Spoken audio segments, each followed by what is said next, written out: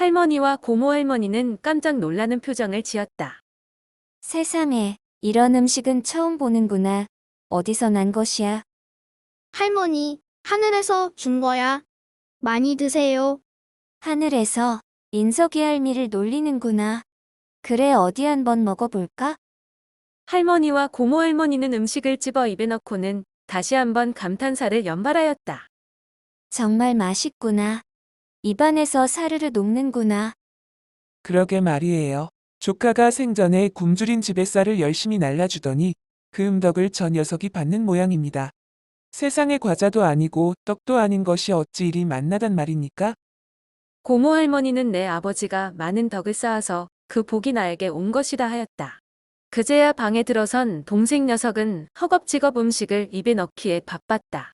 나는 방 안의 풍경을 보며 세상에 더 없는 행복을 느꼈다. 이렇게 행복한 모습만 보고 있으면 연화가 이야기한 아름다운 영혼을 지킬 수 있을 것 같았다. 다음날 연화를 만나야 하겠다는 생각에 학교를 마치고 쏜살같이 달려서 어제의 그 언덕으로 갔다. 숨을 몰아쉬며 사방을 두리번거렸지만 연화의 모습은 보이지 않았다. 체념하고 고개를 푹 숙이고 있는데 따뜻한 손길이 나의 어깨를 감싸고 있었다. 밝고 고운 차림을 한 연화였다. 우리 도련님, 나를 기다리셨어요? 얼굴을 보니 삐친 모양이네. 연화는 고운 손으로 내 볼을 가볍게 쥐었다. 나는 볼멘 소리로 말을 하였다. 삐치기는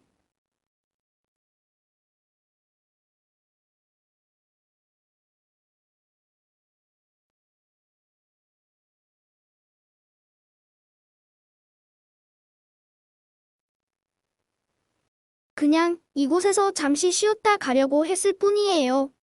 나는 연화를 간절히 기다린 마음을 들킨 것 같아 일부러 그렇게 말을 하였다.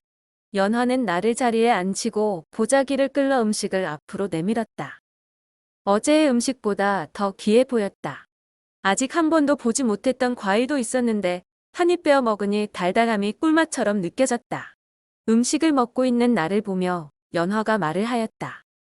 금지옥엽처럼 귀하고 귀한 우리 도련님이 세상의 천덕꾸러기가 되어서는 안 돼요. 하늘에서는 귀한 몸인데 땅에서는 이렇게 박대가 심하니 제가 힘껏 지켜줄게요. 연화 누나, 누나가 있는 보이지 않는 세상에 가보고 싶어요. 도련님이 우리들 세상을 보고 싶다니 기뻐요. 제가 시간을 내어 초대를 할게요. 정말? 와, 신난다. 나는 손뼉을 치며 좋아하였다. 연화는 나에게 자연과 소통하라고 하였다. 이 땅의 모든 생명체들은 자기들만의 언어로 말을 한다고 하였다. 풀, 나무, 꽃, 벌레 등등 마음을 열고 귀를 기울이면 그 소리가 들리며 서로 대화를 할 수 있다고 하였다. 좀처럼 믿기 어려운 이야기였지만 연화의 말이기에 그저 고개를 끄덕였다. 연화는 음식이 담긴 보자기와 옷이 담긴 보자기를 내 손에 쥐어주고는 호련히 사라졌다. 집으로 돌아와 할머니에게 2개의 보자기를 내밀자 할머니는 서둘러 보자기를 끌렀다. 세상에, 이 할미가 처음으로 만져보는 옷감이구나. 무슨 옷이 이렇게 가볍고 감촉이 좋을까? 이런 옷은 아무나 입지 못하는 것일 텐데.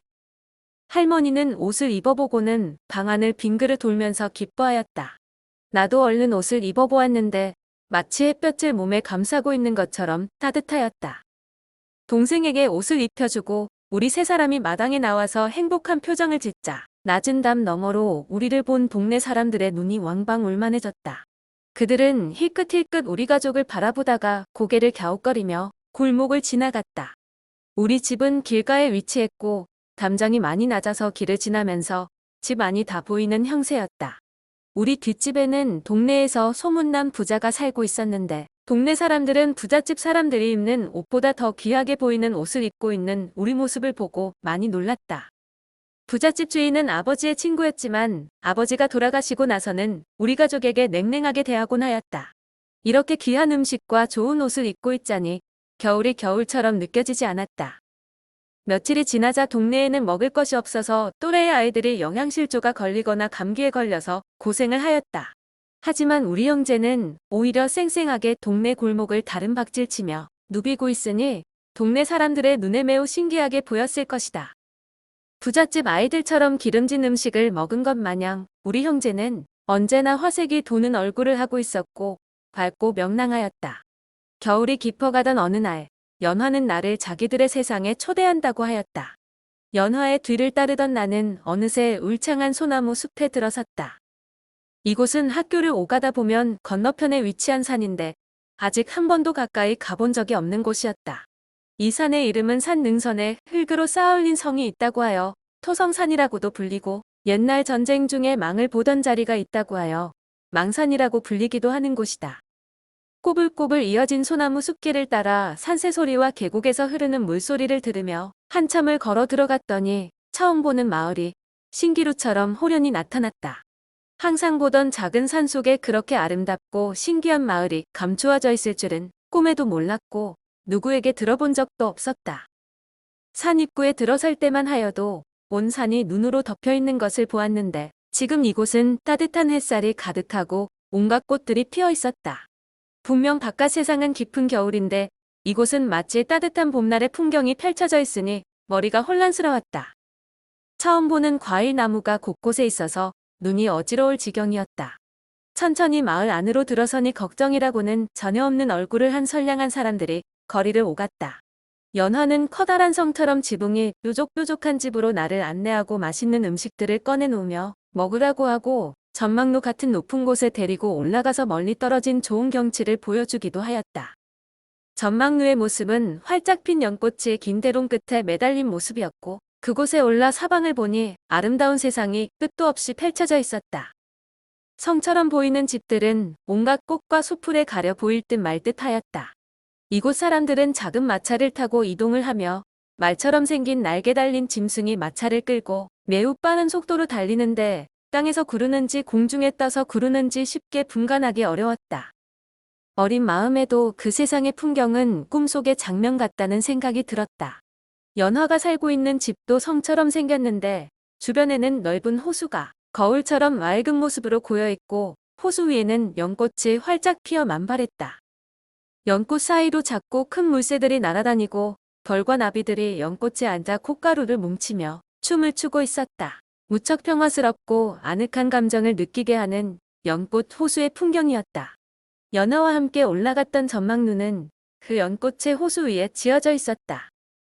전망루에서 주변의 아름다운 풍경에 도취되어 있으면서 연화와 대화를 나누었다. 연아 누나, 여기가 어디예요? 아직 나는 이런 마을이 산속에 있다는 소식을 들은 적이 없는데. 도련님과 처음 만났을 때 들려주었던 보이지 않는 세상이 이곳이에요. 보이지 않는 세상이기 때문에 바깥 세상 사람들의 눈에는 이런 세상이 있는 것조차 모르고 지내지요. 지금 내 눈에는 다 보이는데 이곳이 보이지 않는 세상이라니. 내가 고개를 끄덕이며 이해가 가는 듯 아닌 듯 표정을 짓자 연화가 말을 하였다. 이곳 세상의 모습은 이곳 세상에서 살고 있는 사람들의 눈에만 보이고 도련님이 살고 있는 바깥 세상의 사람들 눈에는 보이지 않는 세상이랍니다. 잠시 후 도련님도 이곳을 빠져나가는 순간 이곳 세상의 모습들이 눈앞에서 사라지고 말 거예요. 이곳은 보이지 않는 빛으로 가려져 있어서 바깥 세상 사람들의 눈으로는 바라볼 수 없고 바깥 세상 사람들의 귀로는 들을 수 없어요. 정말 신기한 세상도 다 있네. 이런 세상을 두고 요지경 속이라고 부를까요? 요지경을 들여다보면 이상한 세상들이 보인다고 하던데. 내 말을 들은 연화가 미소를 지으며 말을 하였다. 요지경 속은 아니지만 바깥 세상 사람들의 표현대로 하자면 별천지이겠지요. 이곳은 하늘도 새롭고 땅도 새로운 신성한 세계이니까요. 그러므로 도련님도 앞으로 보이는 세상 일에만 마음을 쓰지 말고 보이지 않는 세상을 마음에 두고 살아가세요. 보이는 세상은 잠깐이지만 보이지 않는 세상은 영원하니까요. 도련님이 떠나왔던 거룩한 나라처럼. 나는 세상 사람들의 눈으로 바라볼 수 없는 보이지 않는 세상에서 영원히 살고 싶어요. 그러면 부모가 없어도 흉보는 사람이 없고 가난하다고 업신여기는 사람들이 없을 테니까요. 난 그런 말들이 가장 듣기 싫어. 나는 연화에게 내 신세를 말하며 은근히 짜증이 났는데 이를 눈치챈 연화가 얼른 정색을 하며 말을 하였다. 도련님, 보이지 않는 세상에서 살고 싶으면 아름다운 영혼의 눈을 가지도록 노력해요. 보이지 않는 세상은 아름다운 영혼의 눈에만 보이니까요. 연아 누나, 아름다운 영혼의 눈을 가지려면 어떻게 살아야 해요? 항상 아름다운 마음을 가지고 아름답게 살려고 노력하면 아름다운 영혼의 눈을 가질 수 있어요. 그러면 남들이 부모 없는 아이라고 흉을 보든 가난하다고 업신여기는 조금도 슬픈 생각이 들지 않아요. 아름다운 영혼의 눈에는 항상 축복된 세상의 모습들만 보이니까요. 작은 생명들을 사랑하고 양심이 좋아하는 일만 해봐요. 양심이 싫어하는 일을 하면 아름다운 영혼의 눈을 절대 가질 수 없어요. 도련님은 지금 들려주는 말들을 모두 알아들을 수 있나요? 조금은 알아들을 수 있어요. 아무튼 착하게 살아야겠다는 생각은 들어요. 그렇지 않으면 천사 같은 연아 누나를 다시 못 만날 것 같은 생각이 드니까. 연하는 보이지 않는 세상에 펼쳐진 이야기들을 시간 가는 줄 모르게 들려주었다. 그리고 처음 보는 글자의 책들을 펴놓고 읽어주면서 하늘과 땅의 이치를 설명해 주기도 했다. 우주에 대해서도 많은 이야기를 들려주었지만 너무 어려운 이야기들이라서 기억에 남는 것이 거의 없었다. 연하의 이야기는 어린 가슴에도 보이지 않는 세상의 이야기는 한없이 마음을 들뜨게 했다. 연하가 들려주는 이야기들은 어린 나이에도 웬만큼 잘 이해되었고 할머니의 옛날 이야기처럼 흥미롭게 들렸다. 연하와 이야기를 하고 있으면 갑자기 의식이 성장해 버리는 것 같았고 특히 보이지 않는 세상을 방문했을 때는 그러한 느낌이 더 확실해졌다. 연하와 보낸 시간들은 실제적으로 짧은 시간에 지나지 않는데 현실 세계 시간으로는 여러 날과 여러 달이 흘러간 기분이었다. 마치 보이지 않는 세상에 도착하면 짧은 시간도 길게 늘어나는 마술이 걸려있는 것 같았다. 그것은 잠깐 동안 꿈속에서 복잡하고 긴 사건을 경험하는 현상과 다르지 않았지만 보이지 않는 세상의 시간과 현실 세계의 시간은 다른 것 같았다. 보이지 않는 세상에서 연하와 함께 지내다 돌아올 때는 너무 서운하고 아쉬운 생각이 들었다. 그만큼 짧은 시간에 깊은 정이 들었기 때문이다. 가족들이 아니라면 바깥 세상으로 정말 돌아가기 싫었다. 그러한 마음을 알고 그녀는 이렇게 달래주었다. 도련님이 살아가는 세상의 시간은 길고 지루한 것 같아도 우주의 시간으로는 찰나처럼 짧고 잠깐이랍니다. 지구의 현실 세계는 우주에서도 가장 진흙탕 같은 세상이지만 도련님이 선택해서 찾아온 곳이므로 어차피 견뎌내야 할 어려움들이 많겠지요.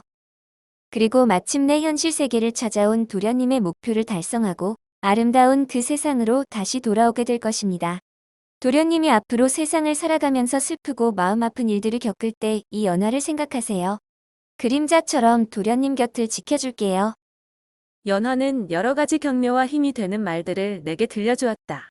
연하와 꿈 같은 시간을 보내고 소나무 숲을 빠져나오니 조금 전에 보이던 세상은 온데간데 없이 눈앞에서 사라지고 말았다. 보이지 않는 세상을 방문하고 돌아온 이야기를 할머니에게 들려주면 일부러 꾸며낸 이야기라고 믿어주지 않았다. 그리고 혼잣말처럼 이렇게 말했다. 녀석 참말도 재미있게 지어낸다. 아무래도 커서 큰 이야기꾼이 되려나 보다. 그의 겨울이 가고 봄이 올 때까지 연화는 매일 나에게 음식을 전해주었고 가끔씩 옷을 주기도 하였다. 나는 혼자서 보이지 않는 세상으로 들어가려고 다시 소나무 숲을 찾았지만 어디에도 그 통로는 보이지 않았다. 책에서 본 것처럼 넓은 잔디밭에 앉아서 두 눈을 질끈 감고 명상하듯 한동안 있었지만 눈을 떠보면 아무것도 변한 것이 없었다. 어느덧 추운 겨울이 지나고 따뜻한 봄이 되었다. 버들가지에 파란 싹이 돋아나는 시절, 친구를 만나기 위해 동네 골목길을 따라 천천히 걷고 있는 나의 귀에 어디선가 가냘픈 비명소리가 들려왔다. 목말라. 어린이 목소리처럼 가늘고 가냘픈 목소리였다. 소리나는 쪽을 향해 고개를 휙 돌려서 바라보았지만 사람의 그림자라고는 찾아볼 수 없었다.